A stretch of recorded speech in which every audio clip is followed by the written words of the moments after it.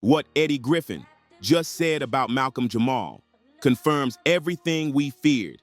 Malcolm Jamal Warner dead at the age of 54 on a drowning accident while he was vacationing with his family in Costa Rica. I am tired of running for shade. And aren't you tired of being hustled and played? And aren't we all tired of crying about how... Ever wondered why so many powerful black entertainers fall at the peak of their careers? Why do the biggest names face sudden scandals, strange deaths, or public takedowns right when they're about to change the game? Today, we're talking about something deeper than fame, deeper than celebrity drama. This is about a Hollywood truth, a pattern that starts with building someone up and ends with tearing them down. From Bill Cosby to Michael Jackson, from Prince to Malcolm Jamal Warner, and even Eddie Griffin. The same strange timing, the same kind of silence, and the same kind of ending. Why did the Cosby Show star Malcolm die in Costa Rica just days after sharing poetry that confirms everything we feared? An unthinkable tragedy. Malcolm Jamal Warner, the iconic actor who played Theo Huxtable on The Cosby Show, has died at the age of 54. Let's break it all down, because once you see the pattern, you'll never look at celebrity stories the same way again. Behind the scenes of Malcolm and Eddie, Brotherhood in battle. When you watch Malcolm and Eddie on TV, it looked like Malcolm Jamal Warner and Eddie Griffin were best friends having fun. But behind the scenes, the truth was very different. In real life, they didn't get along. They clashed often and didn't see eye to eye. They weren't friends, but they were something even deeper. Warriors fighting the same battle in different ways. Every week before filming, something powerful happened. Even though they didn't like each other, Malcolm and Eddie would come together, bow their heads, and pray. Why would two men who didn't get along pray together every single week? Me and Eddie really did not get along. In real life? In real life. I did not know this. Yeah. Like we didn't get. But every single week before taping, we'd come together. We'd put our hands together. Because they both knew they were stepping into a fight, not just with each other, but with something much bigger. They weren't just actors on a sitcom. They were black men trying to tell positive stories in an industry that didn't always want that. Hollywood wasn't just a place to work. For them, it was a battlefield. Every script they read, every joke they said, every line they were given was a struggle between what the industry wanted and what they believed was right. What were they really fighting for? They were fighting to show a different kind of black story, one that wasn't full of stereotypes or harmful jokes. But the people in charge didn't want change. Malcolm once said working on Malcolm and Eddie felt like going from a top university to junior college. He wanted smarter, more meaningful comedy, but the producers weren't interested in that. What happens when you try to change the system from the inside? That's what Malcolm and Eddie learned the hard way. They thought they were getting a chance to create something good. Instead, they found themselves constantly pushing back against writers and producers who didn't understand their vision. Malcolm kept fighting for better stories. Eddie caused chaos in his own way. In the end, the show canceled just 12 episodes short of the magic number that would have made them rich through syndication. Even though they were often at odds, Malcolm and Eddie understood each other on a deep level. They were both trying to protect something bigger than themselves, their image, their dignity, and the future of black entertainment. They may not have been best friends, but every week before they stepped in front of the camera, they prayed like brothers going into battle. Because in their eyes, that's exactly what they were doing, fighting the Hollywood machine, one episode at a time. Now that we've seen what Malcolm and Eddie were up against together, let's take a closer look at what Eddie Griffin has been warning us about for years, because his battle didn't end when the camera stopped rolling. The Hollywood machine, Eddie Griffin's prophecy. Eddie believes there's a machine in Hollywood, a system that tries to break down strong, smart, independent black men. He says it's not about talent or hard work, it's about control. And if you don't play by their rules, the machine finds a way to take you down. But what does that really mean? Eddie often talks about how many famous black male stars were made to wear dresses on screen. Think about it. Why are so many of them asked to dress like women in comedies? Is it just for laughs, or is it something deeper? Eddie believes it's not a coincidence. He says it's part of a plan to slowly destroy their image and make them seem less powerful. Eddie also warned people years ago about what would happen to Bill Cosby. At the time, Cosby was trying to buy a major TV network, which would have given him huge power in the media.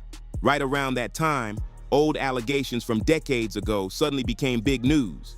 Eddie wasn't saying Cosby was perfect. He was asking why the attacks came exactly when Cosby was becoming more powerful.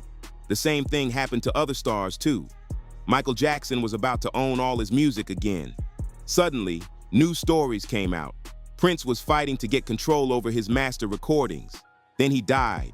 Whitney Houston was planning a comeback. Then she was gone too. Eddie saw the pattern. So, is Eddie crazy? Or is he just one of the few people brave enough to speak out? Eddie calls it psychological warfare. It's not just about money. It's about the mind. The machine builds you up, gives you fame and fortune, then uses that power to control you. If you break away, they don't just ruin your career, they try to ruin your life. Eddie's not just telling stories, he's connecting the dots. He's been warning us for years that the machine doesn't want strong, independent black men to succeed without control. And if you step out of line, they come for you. Are we ready to listen now? Because if Eddie Griffin was right about everything else, what else has he seen that we haven't? What killed Malcolm Jamal Warner? The final transformation. Malcolm Jamal Warner was more than just Theo from The Cosby Show.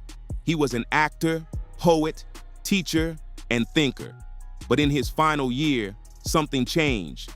Malcolm stopped being quiet and started speaking out. Loudly, clearly, fearlessly. Why did he change? And why did he die just as his voice was growing stronger? Malcolm had spent most of his career playing it safe in Hollywood. But in his last year, he began using his Instagram to share deep, powerful poetry. He wasn't just writing for fun. He was writing to wake people up.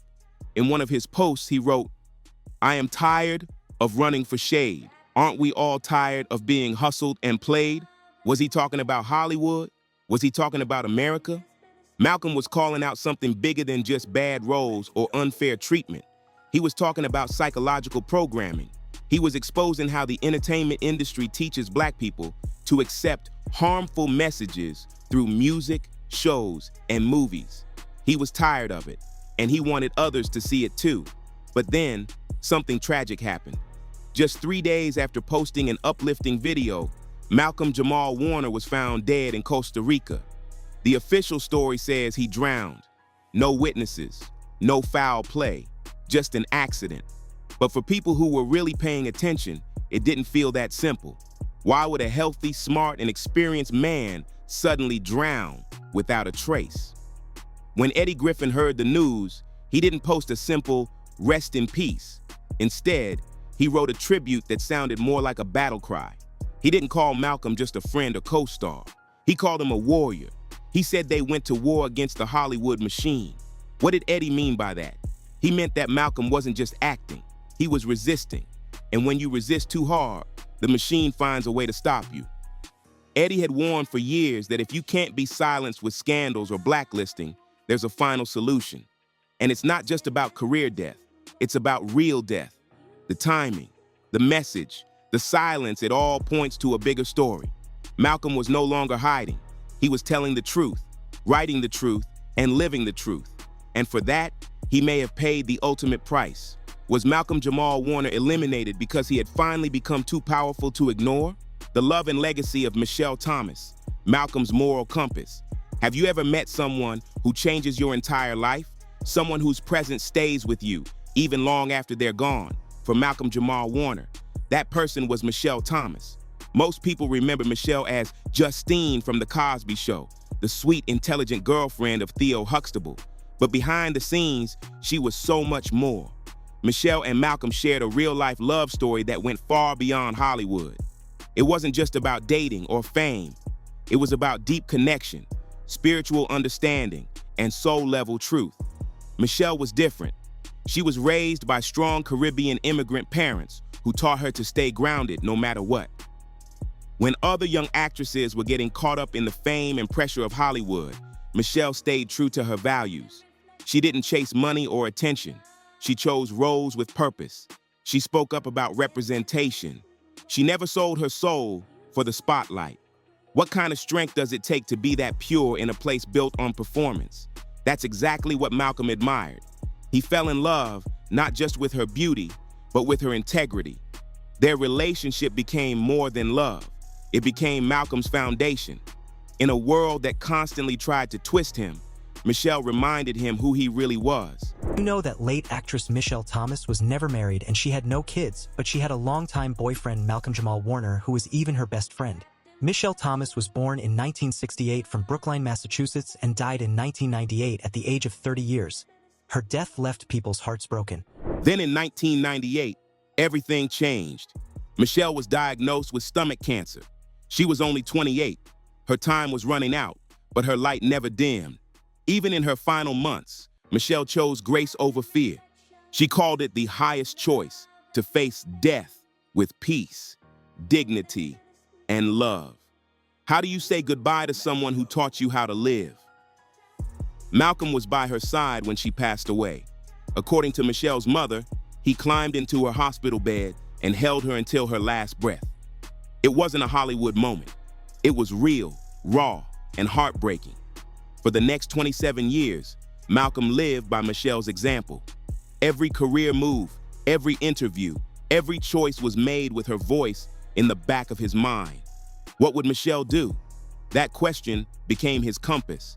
It helped him survive in an industry that wanted to turn him into something he wasn't. But something shifted in Malcolm's final year. He stopped holding back. His Instagram poetry became bolder. His podcast took on deeper truths. He wasn't trying to please anyone anymore. He was finally ready to speak with the same fearlessness that Michelle had shown him all those years ago. Was this the moment he made his own highest choice? By the end, Malcolm had stopped managing his image and started telling the truth, no matter the cost. Just like Michelle, he chose authenticity over comfort, purpose over safety. He followed her example to the very end. Can a love that ends in death still guide you through life? For Malcolm Jamal Warner, the answer was always yes. Michelle Thomas wasn't just his past. She was his light, his guide, and the reason he became a man who stood for something even when the world wanted him silent. The pattern of elimination, from Cosby to Warner. Is it possible that powerful black entertainers are being taken down in a carefully planned pattern? Can the downfall of one man really be connected to so many others? Eddie Griffin seems to think so. And the more you listen to him, the more the pieces begin to fit. For years, Eddie has been warning us. He said the machine doesn't just build you up for success, it studies you. It waits for the moment when your influence becomes too big, when your voice becomes too strong, and then it strikes. The scandals that take down black stars don't come out of nowhere. They come with timing. Timing that always seems to benefit the people in control. Why did Bill Cosby face sudden legal storms right when he was trying to buy NBC? Why did Michael Jackson get hit with damaging accusations while fighting for the rights to his own music catalog? Why did Prince die just as he was winning the battle to own his masters? Eddie says this is the pattern. They wait until you have power, and then they take you down. If they can destroy your image, they will. If they can't, they'll go further. Look at the connection between powerful black figures and the people behind the scenes, the ones tied to names like Jeffrey Epstein and Diddy. These names keep popping up whenever we talk about abuse, control, and corruption in entertainment. Why is no one investigating those connections with the same energy they use to ruin black entertainers? Malcolm Jamal Warner didn't have scandals. He didn't have public meltdowns or criminal cases. He had poetry. He had a podcast.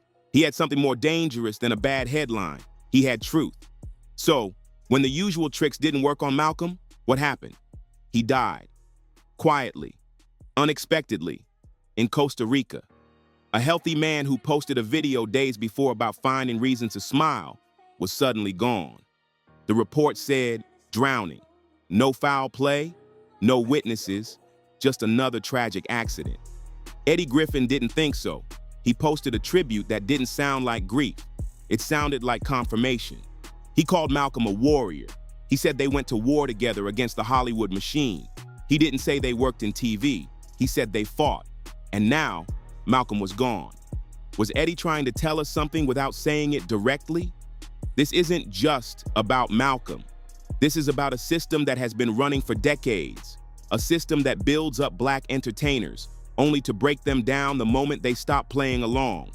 A system that rewards silence and punishes truth.